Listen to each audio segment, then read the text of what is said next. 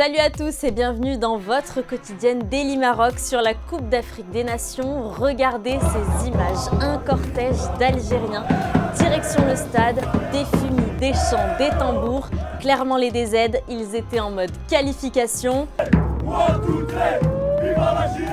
Et ils n'avaient pas complètement tort.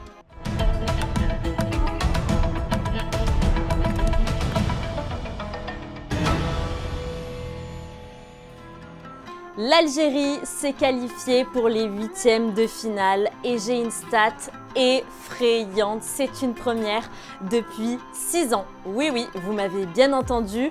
Et tout ça en toute humilité, bien sûr. N'est-ce pas, Cheb Khaled? Je suis très heureux d'être là. Que le meilleur gagne et on a gagné. Une victoire grâce à Riyad Mahrez, unique buteur de la rencontre sur penalty face au Burkina Faso. Et sous les yeux de Maman Mahrez, sa fan number one. Je suis très content pour l'Algérie, pour ce qu'ils ont gagné. Inch'Allah, ils vont repartir plus. Inch'Allah. Et je vous laisse avec cette séquence beaucoup trop touchante. On n'a pas le même drapeau, mais voilà, on est ensemble, on est des frères, on espère que vous avez le plus long possible. Et vous aussi. Moi, en tant que Marocain, je suis très fier de porter le maillot d'Algérie aujourd'hui, je vais les supporter à 100%. Et de même, Inch'Allah, une belle victoire. Parce que le foot, ce n'est pas que des rivalités, c'est aussi des émotions, du partage et de la fraternité. Allez, j'arrête de faire ma fleur bleue, on repasse aux choses sérieuses. C'est l'instant Presse People. Sous les yeux d'invités de grande classe, mesdames et messieurs, Jules Koundé, la famille Bappé et Aurélien Tchouameni qui a l'air très concentré dans ce choc Côte d'Ivoire-Cameroun.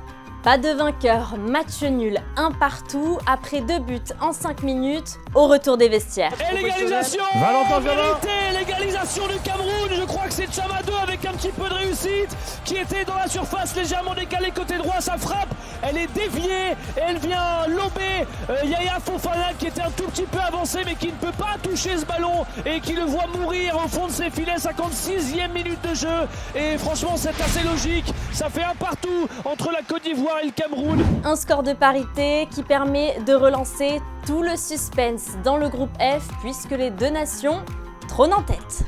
Et dans le même groupe, le Mozambique a créé l'exploit en battant le Gabon. Première victoire de son histoire en Coupe d'Afrique des Nations. On salue la performance et on salue aussi le Gabon qui nous a déjà quittés. Leur CAN a littéralement duré le temps d'un snap. De son côté, le Soudan s'est imposé face à la Guinée équatoriale éliminée. Le Soudan peut encore rêver d'une qualif en 8e de finale. Allez, on se projette sur le programme d'aujourd'hui. À 17h, Angola, Égypte. L'Égypte joue gros et n'a pas le droit à l'erreur. À 17h aussi, le Zimbabwe affronte l'Afrique du Sud. Duel important pour la suite du groupe. À 20h, Comores-Mali, match piège comme souvent à la CAN. Et dans le même temps, Zambie-Maroc, les Lions de l'Atlas sont attendus et Achraf Hakimi aussi.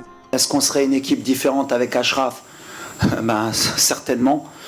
On a le meilleur joueur d'Afrique, un des meilleurs joueurs du monde. Achraf, il a fait, je le répète, ce qu'il a fait, c'est extraordinaire. En termes de leadership, en termes de soins pour revenir. Et on est en train de le gérer. Ce qui est certain, c'est qu'Achraf jouera demain. Est-ce qu'il débutera ou pas? Mais en tout cas, ce sera son premier match pour la CAN. Allez, c'est le moment où tout le monde devient expert. C'est l'heure du prono du peuple. Pour Maroc-Zambie, je vois bien une victoire du Maroc. Après ce match nul, là, je pense que ça va réveiller l'équipe. C'est ce qu'il nous fallait, une bonne tarte pour remettre les pieds sur terre. Un retour de Hakimi qui va faire du bien à l'équipe.